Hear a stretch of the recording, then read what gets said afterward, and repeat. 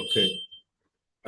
Hello, viewers. Welcome today's session. This is Dr. Padala Tirupati, Assistant Professor, Department of Botany, Food Science, and Crop Production, SRR Government Arts and Science College, Autonomous, Karimnagar.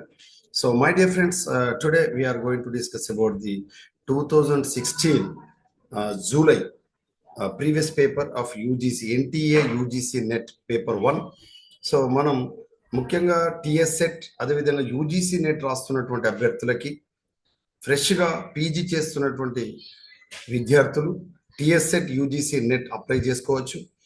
మీరు రాస్తున్నటువంటి paper వన్కు సంబంధించినటువంటి పూర్వపు పేపర్ల విశ్లేషణ, previous papers లేదా మునుపటి పేపర్ల విశ్లేషణ మనం చేసుకుంటున్నాం. ఇందులో ముఖ్యంగా ఈ టీచింగ్ అండ్ రీసెర్చ్ ఆప్టిట్యూడ్కి సంబంధించిన జనరల్ ఆప్టిట్యూడ్కి సంబంధించిన పేపర్ ఉంటుంది. దీనికి సంబంధించిన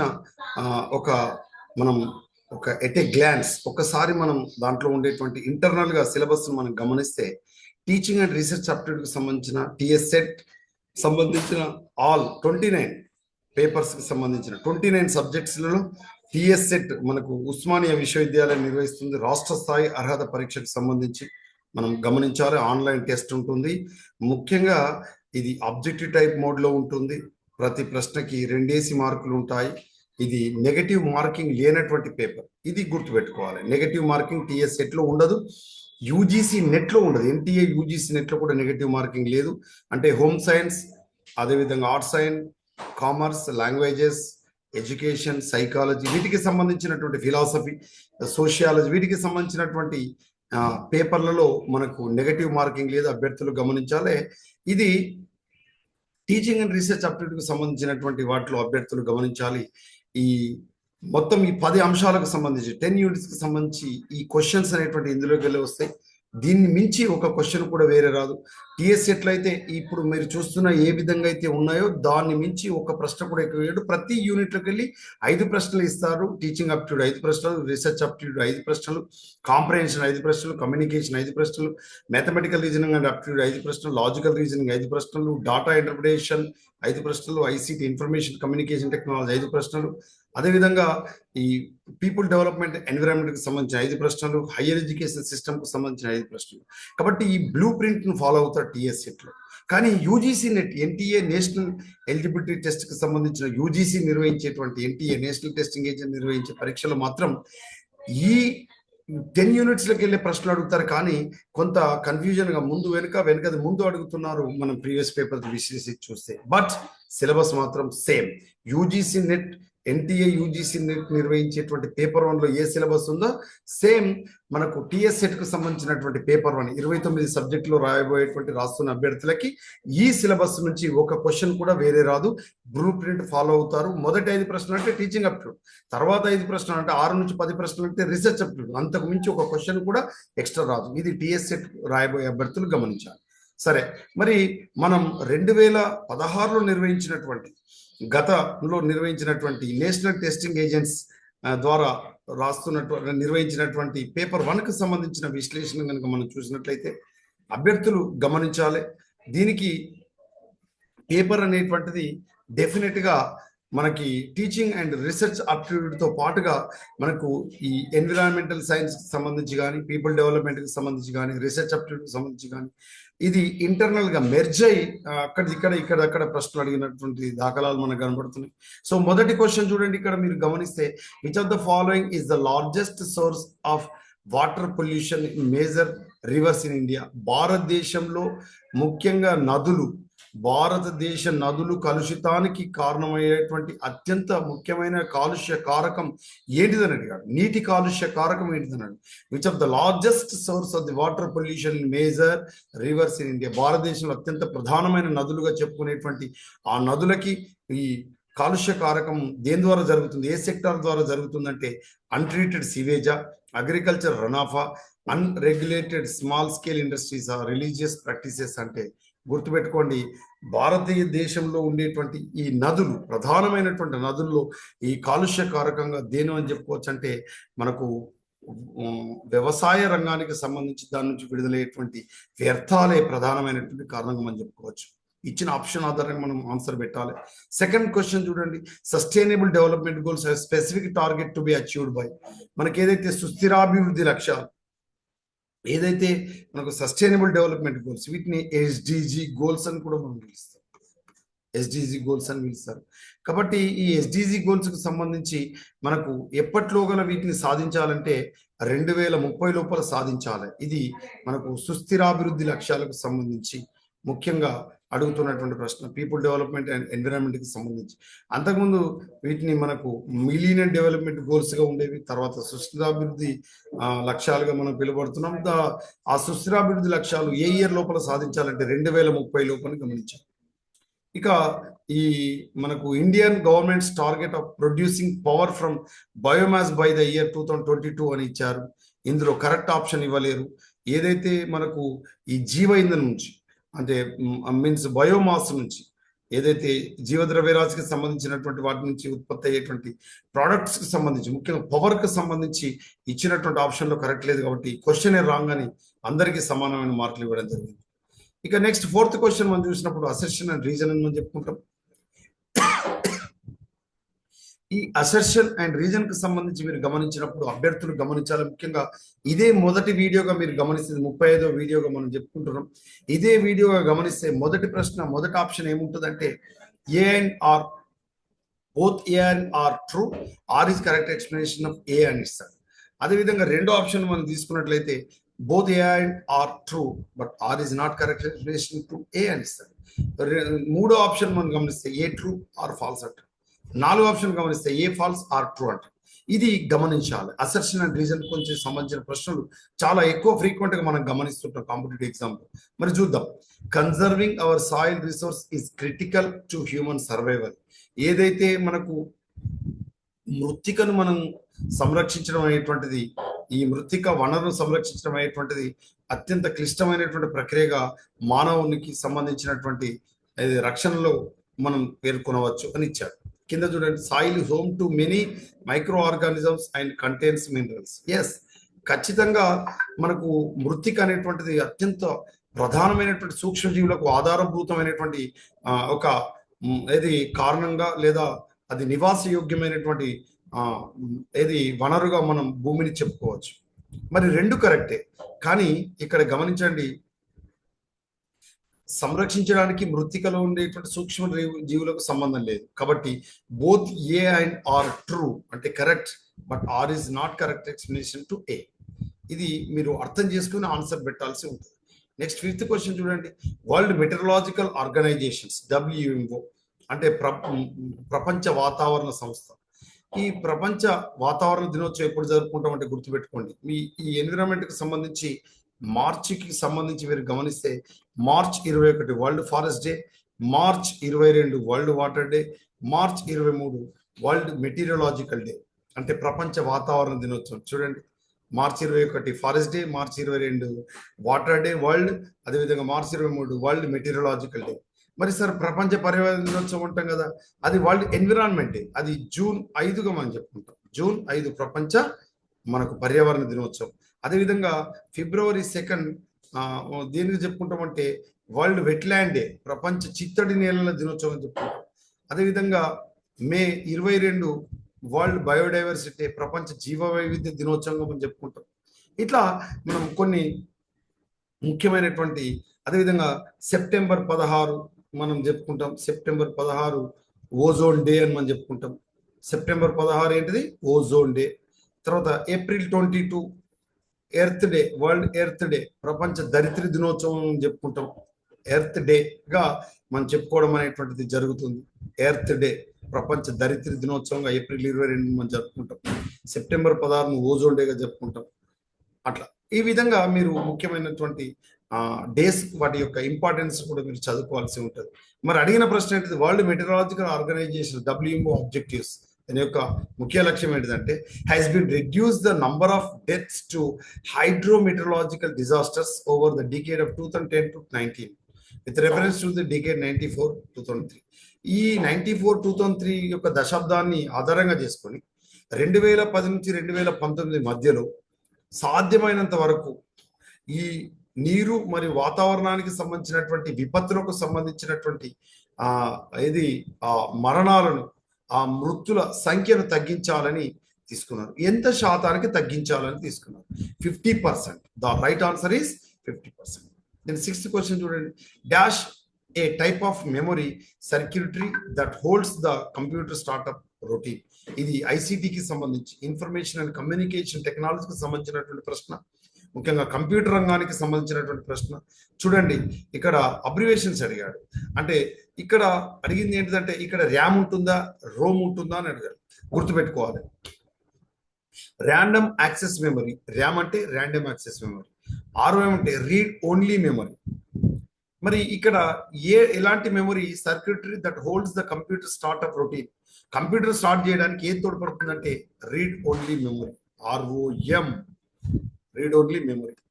అర్థమవుతుందా దీనికి సంబంధించి? నెక్స్ట్ ఇది కూడా కంప్యూటర్ సంబంధించిన ప్రశ్న. ఏడవది NASCII, దీన్ని అస్సి అంటారు, అస్సై లేదా అస్సి. is a characters encoding scheme that is employed by personal computers in order to represent various characters, number and control keys that the computer user selects on the keyboard. ASCII or ASCII is an acronym for. దేనికి సంబంధించారు? ఇది అస్సి అంటే అర్థం ఏంటిదంటే, అంటే దీని యొక్క abbreviation అడిగాడు. అస్సి అనేటువంటి అబ్రివేషన్ ఏంటిది అంటే American standard code for information interchange, ఇది అస్సి. ఇది గుర్తుపెట్టు. నెక్స్ట్ 8th క్వశ్చన్ చూడండి. Identify the air pollutants in urban areas which irritates ice and also respiratory tracts of human being. అంటే ఇక్కడ ఏమడుగుతున్నారంటే, ఏదైతే ఎయిర్ పొల్యూటెంట్ అంటే గాలి కాలుష్య కారకం లేదా వాతావరణ కాలుష్య కారకం ఇన్ అర్బన్ ఏరియాస్, పట్టణ వాతావరణంలో ముఖ్యంగా ఇరిటేట్స్ ఐస్ అంటే కంటి యొక్క నలక లేదా కళ్ళు మంటలు మండడం, కళ్ళు బైర్లు కమ్మడం, వాటికి సంబంధించి. దాంతో పాటుగా respiratory tract of human beings అంటే మానవులకు సంబంధించినటువంటి శ్వాసకోశ సంబంధమైన వ్యాధులకు కారణమైనటువంటి గాలి వాతావరణ కాలుష్య కారకం ఏంటిదని పార్టికులేట్ మ్యాటరా, ఆక్సైడ్ నైట్రోజన్, అదేవిధంగా కార్బన్ మోనాక్సైడ్, సర్ఫేస్ ఓజోన్. అంటే answer surface ozone. Next 9th question చూడండి. Which of the following statement about Indian political system is are correct. అంటే భారతీయ ఇది రాజనీతి శాస్త్రానికి సంబంధించి లేదా భారత రాజ్యాంగానికి సంబంధించి, భారత రాజకీయాలకు సంబంధించి ఈ కింది వాటిలో ఏది కరెక్ట్ స్టేట్మెంట్ అని అడిగాడు. చూడండి, the president is both head of the state and head of the government. Parliament is supreme. The Supreme Court is the guardian of the constitution. ఈ కింది వాటిలో ఏది కరెక్ట్ అంటే 4వ చూడండి. The directive principle of state policy are justifiable. అంటే ఈ ఆదేశ సూత్రాలు అయ్యేటువంటివి ముఖ్యంగా అవి న్యాయపరమైనవి అని ఇచ్చాడు. ఈ కిందిలో ఏది కరెక్ట్ ఆన్సర్ అంటే గుర్తుపెట్టుకోండి, supreme court is the Guardian of the constitution. భారత రాజ్యాంగానికి రక్షకుడుగా ఎవరు వివరిస్తారంటే సుప్రీం కోర్ట్. ఇది అభ్యర్థులు గమనించారు. నెక్స్ట్ 10th క్వశ్చన్ చూడండి. Which of the following are the fundamental duties. మానవులకు సంబంధించినటువంటి ప్రాథమిక విధులు ఈ కింది వాటిలో ఏది అని అడిగారు. ఇందులో the respect the national flag, yes, మన జాతీయ జెండాకు మనం సెల్యూట్ చేయాలి. The protect and improve the natural environment. మనం ఎప్పుడైనా సరే గుర్తుపెట్టుకోండి, మనకు సహజమైనటువంటి పర్యావరణాన్ని మనం సంరక్షించాలి, అభివృద్ధి పరచాలి. For a parents to provide opportunities for education to research child. మనం పుట్టినటువంటి శిశువులకి లేదా చిన్నపిల్లలకి ఫ్రీ అండ్ కంపల్సరీ ఎడ్యుకేషన్ కి సంబంధించినటువంటి విద్యా హక్కును కల్పించాలి, అది పేరెంట్స్ యొక్క బాధ్యత. కాబట్టి 3 కరెక్ట్ ఆన్సర్. 11 చూడండి. Which of the following statements are correct in respect of NITI Aayog. మనకు తెలుసు, మనకు 5-year ప్లాన్, పంచవర్ష ప్రణాళికలకు సంబంధించి ఏదైతే ఉందో వాటి ప్లేస్ లో వచ్చిందే నీతి ఆయోగ్. ఈ నీతి ఆయోగ్ కి సంబంధించినటువంటి కరెక్ట్ స్టేట్మెంట్ అడిగాడు. మరి కరెక్ట్ స్టేట్మెంట్ ఏంటిది? It is a constitution body? No. It is a statutory body? No. It is neither a constitution body nor statutory body. అంటే ఇది రాజ్యాంగ సంస్థ కాదు, అదేవిధంగా చట్టబద్ధమైనటువంటి సంస్థ కాదు. It is a think tank. అంటే ఇది ఒక ఆలోచన సరళికి సంబంధించినటువంటి విధానం. Next, which of the following core value among the institutions of higher education are promoted by NAAC. మనకు న్యాక్ అంటే మనకు తెలుసు, the acronym of NAAC. NAAC యొక్క అబ్రివేషన్ మనం గమనిస్తే National Assessment and Accreditation Council. మరి దీనికి సంబంధించి ఇక్కడ ఏది ప్రమోట్ చేస్తుంది అని మనం గమనించినప్పుడు ఇది విలువకు స్కోర్ వాల్యూ, అంటే ఏదైతే మనకు ముఖ్యమైనటువంటి విలువకు సంబంధించి మనం గమనించినప్పుడు కాంట్రిబ్యూటింగ్ టు నేషనల్ డెవలప్మెంట్, మనకు ఏదైతే జాతి అభివృద్ధి కోసం, దేశ అభివృద్ధిలో తోడ్పడుతుంది. Fostering global competencies among students and teachers, విద్యార్థులు అధ్యాపకుల మధ్యలో, ఆచార్యుల మధ్యలో మనకు ప్రపంచ స్థాయి కాంపిటెన్సీస్ తట్టుకునేటువంటి సామర్థ్యాన్ని పెంపొందిస్తుంది. Inculcating a value system among students and teachers, విద్యార్థులు అధ్యాపకుల మధ్యలో విలువలను పెంపొందిస్తుంది. సో ఈ మూడు correct answer. Next, the best way for providing value education is through. గుర్తుపెట్టుకోండి, మనం ఇక్కడ గుర్తుపెట్టుకోవాలి సెమినార్స్ అండ్ డిస్కషన్స్, సింపోజియాస్, అదేవిధంగా lectures, disclosures on values, discussions on scriptural test, mentoring reflective sessions on values. గుర్తుపెట్టుకోండి, ప్రొవైడింగ్ వాల్యూ ఎడ్యుకేషన్ త్రో, విద్యలో విలువలు పెంపొందించడానికి అత్యంత ముఖ్యమైనటువంటి, అత్యంత సమర్థవంతమైనటువంటి పద్ధతి ఏంటంటే mentoring or reflective sessions on values. This is the right answer. 14 చూడండి, the national judicial appointments Commission NJAC has been declared unconstitutional by. దీనికి సంబంధించి right answer the supreme court of India. Supreme court of India. 15th question చూడండి, which set of learner characteristics may be considered helpful in designing effective teaching learning system. ఇది teaching learning సంబంధించి కాబట్టి teaching aptitude సంబంధించినటువంటి question గా మనం గమనించాలి అభ్యర్థులు. మరి అడిగిన ప్రశ్న ఏంటిది ఇక్కడ, ఈ కింది వాటిలో which set of learner characteristics అంటే అభ్యాసకుని యొక్క లక్షణాలకు సంబంధించి హెల్ప్ఫుల్, ఉపయోగపడేటువంటి designing effective teaching learning system, ప్రభావవంతమైనటువంటి బోధనాభ్యాసన వ్యవస్థకు సంబంధించి కింది వాటిలో కరెక్ట్ స్టేట్మెంట్స్ అడిగారు. Correct alternative from the course given, prior experience of learners in respect of the subject, ability of the learners in respect of the subject, students language background, motivational orientation of the students. ఈ 4 అంశాలు effective teaching learning సంబంధించినటువంటి అంశాలుగా మనం గుర్తుపెట్టుకోవాలి. Next, ఈ 16వ ప్రశ్నకు సంబంధించి, అదేవిధంగా 17కు సంబంధించి మన కరెక్ట్ గా కోడ్స్ ఇవ్వలేడు. నెక్స్ట్ 18th క్వశ్చన్ మనం చూద్దాం. Select the alternative which consist of positive factors contributing to effectiveness of teaching అని అడిగాడు. ఈ కింది వాటిలో ఏది ప్రభావవంతమైనటువంటి బోధనకు సంబంధించి ఈ కింది వాటిలో ఏవి ప్రమోట్ చేసే అంశాలుగా అడిగారు. మరి వాటిని సూచినట్లయితే teachers knowledge of the subject, communication skills of the teacher, అదేవిధంగా teachers competencies in managing and monitoring in classroom transactions. ఈ 3 అంశాలు ప్రభావవంతమైనటువంటి బోధనకు తోడ్పడే అంశాలుగా చెప్తుంటారు. నెక్స్ట్ 19th క్వశ్చన్ చూసినప్పుడు, the use of teaching aids is justified on the grounds of. గుర్తుపెట్టుకోండి, ఈ బోధనోపకరణాలు ముఖ్యంగా బోధించేటప్పుడు బోధనోపకరణాలు అనేటువంటివి ఉపయోగించి జస్టిఫై చేయడానికి ఈ కింది వాటిలో దేన్ని మనకు ప్రధానమైనటువంటి అంశంగా చెప్పుకుంటామంటే optimising learning outcomes of the students. అంటే విద్యార్థుల నుంచి మనం ఏదైతే మనకు ఆప్టిమైజింగ్ అంటే మనకు అత్యంత అనుకూలమైనటువంటి లెర్నింగ్ అవుట్కమ్స్ పొందడానికి ఇది తోడ్పడతాయని చెప్తున్నాను. Next 20th question, assertion and reason చూడండి. The purpose of higher education is promote critical and creative thinking abilities among students. అంటే మనకు ఉన్నత విద్యా వ్యవస్థకు సంబంధించి ఈ critical and creative thinking abilities సంబంధించి మనకు ఈ హైయర్ ఎడ్యుకేషన్ యొక్క ముఖ్యమైనటువంటి లక్ష్యంగా మనం చెప్పుకోవచ్చు. The abilities ensure job placements. ఇలాంటి ఈ లక్ష్యాలు లేదా ఈ సామర్థ్యాలు అనేటువంటివి అభ్యర్థుల్లో, విద్యార్థుల్లో మనకు జాబ్ ప్లేస్మెంట్స్ అంటే మనకు వృత్తిపరమైనటువంటి, అంటే దాన్ని మనం ఏమని కూడా మనం చెప్పుకుంటూ ఉంటే వొకేషనల్ గా లేదా జాబ్ కు సంబంధించినటువంటి ప్లేస్మెంట్స్ మనం పొందడానికి తోడ్పడుతుంది అడిగారు. అందుకే చూడండి, మరి ఈ ఆర్ అనేటువంటిది ఏకి కరెక్ట్ ఎక్స్ప్లెనేషన్ అవుతుందంటే నో. ఎందుకు? బోత్ ఏ అండ్ ఆర్ కరెక్ట్, రెండు కూడా సరైనవే, కానీ ఆర్ అనేటువంటిది ఏకు కరెక్ట్ ఎక్స్ప్లెనేషన్ కాదు. నెక్స్ట్ 21 క్వశ్చన్ చూడండి. In a qualitative research paradigm which of the following feature may be considered critical.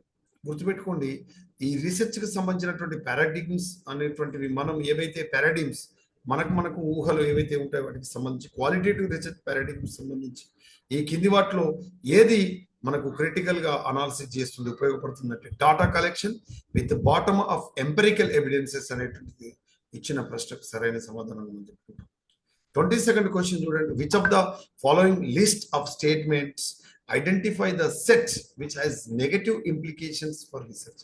అంటే పరిశోధనకు మనకు నకారాత్మకమైనటువంటి నెగటివ్ ఇంప్లికేషన్ సూచించేటువంటిది ఈ కింది వాటిలో ఏది రీసెర్చ్ ఎథిక్స్ సంబంధించి అడిగినప్పుడు related studies are cited without proper references.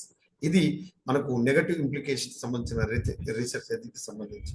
మరి మిగతా positive implications for research ethics మనం చెప్పుకోవచ్చు. ఏంటిది పాజిటివ్ చూడండి. Research critically looks at the findings of another research.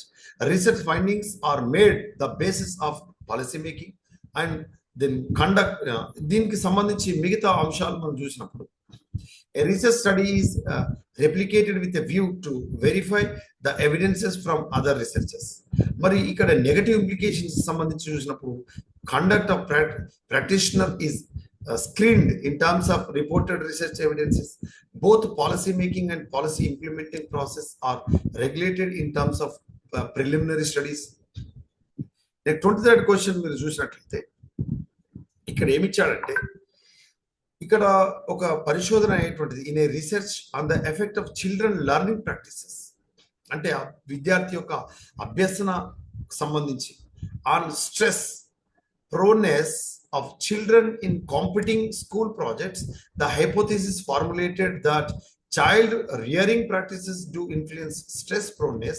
At the data analysis stage, a null hypothesis is advanced to find out the tenability of research hypothesis. ఇది ఇచ్చిన statement. On the basis of the evidence available, the null hypothesis is rejected at 0.01 level of significance. What decision may be warranted in respect of the research hypothesis? మరి ఇచ్చినటువంటి దాని ఆధారంగా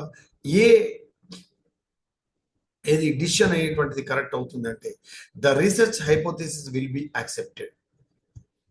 then 24th question చూడండి. A research intends to explore the effect of possible factors for the organisation of effective mid day meal interventions. Which research method will be most appropriate for this study? గుర్తుపెట్టుకోండి, ఒక పాఠశాలలో mid day meal కి సంబంధించినటువంటి possible factors, effect of possible factors for the organisation of effective mid day meal interventions కి సంబంధించి మనం చూసినప్పుడు ఈ స్టడీ అనేటువంటిది ఎక్స్పోస్ట్ ఫ్యాక్టో మెథడ్ అనేటువంటిది మనం ఉపయోగిస్తాం. తర్వాత 25th question. Which of the following is an initial mandatory requirement for pursuing research సంబంధించి మనం తీసుకున్నప్పుడు formulating a research question is the మనకు initial mandatory requirement any research. Next 26th question చూడండి. The format of thesis writing is the same as in a research dissertation. మనకు MPhil సంబంధించినటువంటి లేదా PG dissertation కు సంబంధించి మనం తీసుకున్నప్పుడు ఈ ఫార్మాట్ థీసిస్ రైటింగ్ అనేటువంటిది సేమ్ గా ఉంటుంది రీసెర్చ్ డిజర్టేషన్ కు సంబంధించి. ఇక 27 నుంచి 32 ఈ 5 ప్రశ్నలు మనకు ఒక పారాగ్రాఫ్ ఇచ్చి ఒక కాంప్రహెన్షన్ కు సంబంధించి ఇందులో 5 ప్రశ్నలు అడుగుతాడు. ఈ 5 ప్రశ్నలు మనం అనాలిసిస్ చేస్తూ ఆన్సర్ పెట్టాల్సి ఉంటుంది. ఇక 33 క్వశ్చన్ కమ్యూనికేషన్ కి సంబంధించినటువంటి ప్రశ్న. Choice of communication partners is influenced by factors of. ఇక్కడ ప్రాక్సిమిటీ, యూటిలిటీ అండ్ లోన్లీనెస్ ఇవన్నీ ఖచ్చితంగా మనకు కమ్యూనికేషన్ పార్ట్నర్స్ పైన ప్రభావితం చూసేటువంటి అంశాలు. ఏ అంశాలు? ప్రాక్సిమిటీ అంటే మధ్యలో ఉండే దూరం, యూటిలిటీ ఉపయోగించుకునే విధానం, లోన్లీనెస్ అవి ఏకాంతంగా ఉన్న మధ్యలో గుంపులో గోవిందంగా ఉన్నదంటే దాని ఆధారంగా అవి ప్రభావితం చూపుతాయి. 34th క్వశ్చన్ చూడండి. As a teacher select best opinion, best option to ensure your effective presence in the class room. తరగతి గదిలో మనకు ఎఫెక్టివ్ గా మనం బోధించడానికి లేదా కమ్యూనికేషన్ కు సంబంధించి ఈ ఇచ్చిన 4 ఆప్షన్లు ది బెస్ట్ ఆప్షన్ చూస్ చేయమన్నారు. use of peer command, making aggressive statements, being authorization, adoption of well established posture. ఇది గుర్తుపెట్టు. This is the right answer. ఇక every communicator has to experience. Every communicator has to experience ఏమని?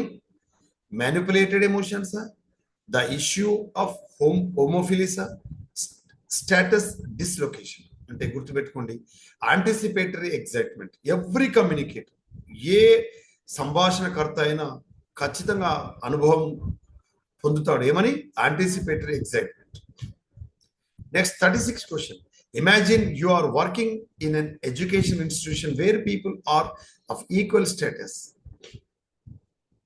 Which method of communication is best suited and normally employed such context? మరి మనం ఒక higher education సిస్టంలో, ఒక విద్యా వ్యవస్థలో మనం పనిచేస్తున్నప్పుడు సమానమైనటువంటి స్థాయిని అక్కడ పొందుతున్నటువంటి భావనకు సంబంధించి ఇందులో ఎలాంటి మెథడ్ను మనం అనుసరించాలి అంటే హారిజంటల్ కమ్యూనికేషన్ అంటే సమాంతరమైనటువంటి సంభాషణ, వర్టికల్ కమ్యూనికేషన్ అంటే మనకు నిటారైనటువంటి సంభాషణ, కార్పొరేట్ కమ్యూనికేషన్ కార్పొరేట్ సంభాషణ, cross communication cross culture communication. అంటే కరెక్ట్ ఆన్సర్ ఏంటంటే హారిజంటల్ కమ్యూనికేషన్. నెక్స్ట్ 37 క్వశ్చన్ చూడండి. Identify the important elements a teacher has to take cognizance of while addressing students in a classroom. ఒక తరగతి గదిలో address చేస్తున్నప్పుడు మనం ఖచ్చితంగా గుర్తించాల్సింది teacher has to take cognize. అక్కడ ఉపయోగించాల్సినటువంటి అంశం ఏంటంటే వాయిస్ మాడ్యులేషన్. ఏం ఉపయోగించాలి? Voice modulation. 38 క్వశ్చన్ చూడండి. What are the barriers to effective communication? మనకు సంభాషణకు సంబంధించి క్లాస్ రూమ్ కమ్యూనికేషన్ కావచ్చు, సాధారణ సంభాషణ కావచ్చు, అడ్డంకులు ఏముంటాయి అని అడుగుతున్నారు. ఏవి అడ్డంకులుగా ఉంటాయని అడుగుతున్నారు. ఇక్కడ moralising, being judgemental and comments of consolation, ఇవన్నీ కూడా అడ్డంకులుగా ఉండేటువంటి అంశాలు. ఇక 39 క్వశ్చన్ చూడండి. A person walks 10 meters in front and 10 meters the right. 10 మీటర్లు ముందుకు నడిచాడు, అదేవిధంగా 10 మీటర్లు కుడివైపుకు నడిచాడు. Then every time turning to his left.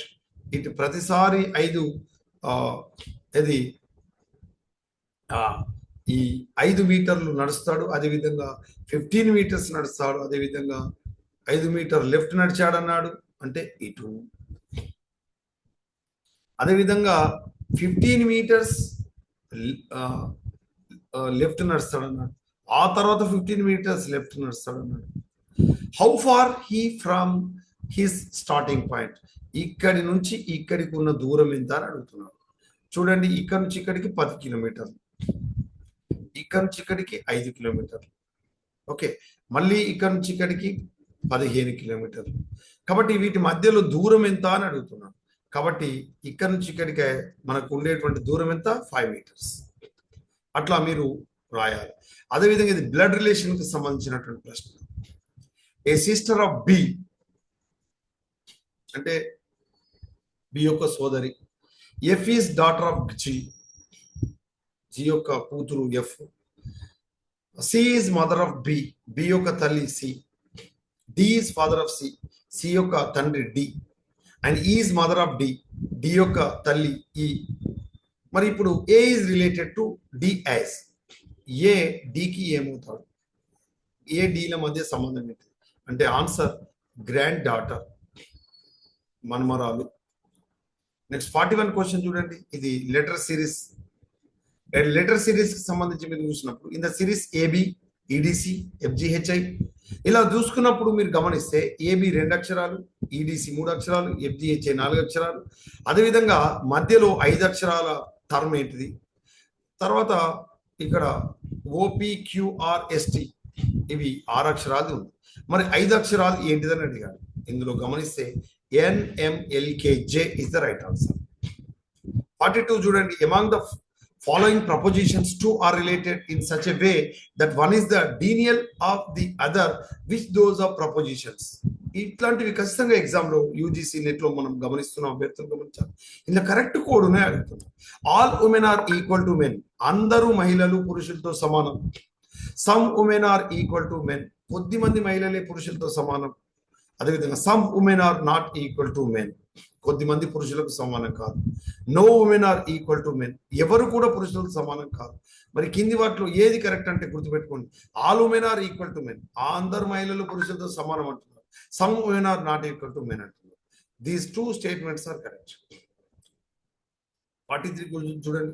In certain code, మనకు ఒక కోడ్ లాంగ్వేజ్ లో సెలెక్షన్ ను కోడ్గా QCJCARGML గా రాస్తున్నప్పుడు అమెరికన్స్ అనే పదాన్ని దేనిగా రాయొచ్చు అని అడుగుతున్నారు. సెలెక్షన్ అనే పదాన్ని QCJCARGML గా రాస్తే అమెరికన్స్ దేనిగా రాయొచ్చు అంటే YKCPGAYLQ గా రాయొచ్చు. నెక్స్ట్, ఇది నంబర్ సిరీస్ అడిగాడు క్వశ్చన్ చూడండి. ఇన్ ద సిరీస్ 3, 11, 23, 39, 59, నెక్స్ట్ వచ్చేటువంటి నంబర్ ఏదని అడిగాను. సో నెక్స్ట్ వచ్చేటువంటి నంబర్ 83. నెక్స్ట్ వచ్చేటువంటి నంబర్ ఎంత? 83. ఇది దీని కరెక్ట్ నంబర్ సిరీస్ కి సంబంధించి. ఇక్కడ చూడండి 45వది, ఇక్కడ కాస్ట్ కు సంబంధించి అదేవిధంగా ప్రైస్ కు సంబంధించినటువంటి ప్రశ్న అడిగాడు. ఇక్కడ 2 railway tickets from A city A and B, 3 tickets ticketed from city A to C cost 177. 3 tickets from city A to B and 2 tickets from city A to C rupees 173. ఇక్కడ ఏమడుగుతున్నారంటే the fare for city B from city A will be, ఎంత అవుతుంది ధర అంటే 33 rupees. Then 46 question చూడండి. Select the code which is not correct. Not correct చూడండి, not correct సరి కానిది అడుగుతున్నాడు. అభ్యర్థులు గమనించాలి, సరి కానిది అడిగాడు. In the context of deductive argument in the 2 premises, నిగమనాత్మకమైనటువంటి ఇక్కడ వివేచనానికి సంబంధించిన 2 ప్రిమైసెస్ అడిగాడు. ఇక్కడ చూడండి, ఇందులో an argument with true premises, one false premise and false conclusion may be valid. ఇంకోటి చూడండి, an argument with true premises and a false conclusion may be valid. So ఇది రైట్ ఆన్సర్. 47 చూడండి, given below 2 premises and 4 conclusions are drawn from them, taking singly or together, select the code that states that conclusion validly drawn. కింద మనం premise ఏమన్నాడు, all religious persons are emotional. అదేవిధంగా రెండో premise ఏమి ఇచ్చాడు, Ram is a religious person. మరి ఈ విధంగా ఇచ్చినప్పుడు కన్క్లూజన్ చూద్దాం. కన్క్లూజన్ ఏమి ఇచ్చాడు, రామ్ ఈజ్ ఎమోషనల్. ఎస్, ఎందుకు? Ram is a religious person, ఎందుకంటే all religious persons are emotional అన్నాడు. అదేవిధంగా Ram is non religious person.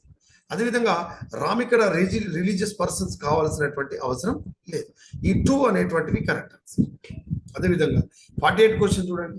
In the prepositions all thieves are poor, అందరూ దొంగలు బిచ్చగాలు పేదవాళ్ళు అన్నాడు. ఈజ్ ఫాల్స్, ఇది తప్పు. Which of the following propositions can be claimed certainly true. మరి దీన్ని ట్రూగా ఏ విధంగా భావించచ్చు అంటే సమ్ థీవ్స్ ఆర్ నాట్, కొద్ది మంది బిచ్చగాలు దొంగలు నాట్ పూర్ అంటే పేదవారు కాదు. నెక్స్ట్ 49 క్వశ్చన్ చూడండి. Consider the following statement and select the correct code stating the nature of the argument involved it. ఇదంతా కూడా ఎనలాజికల్. 58th క్వశ్చన్ మనం చూసినట్లయితే select the code which is not correct about Venn diagrams.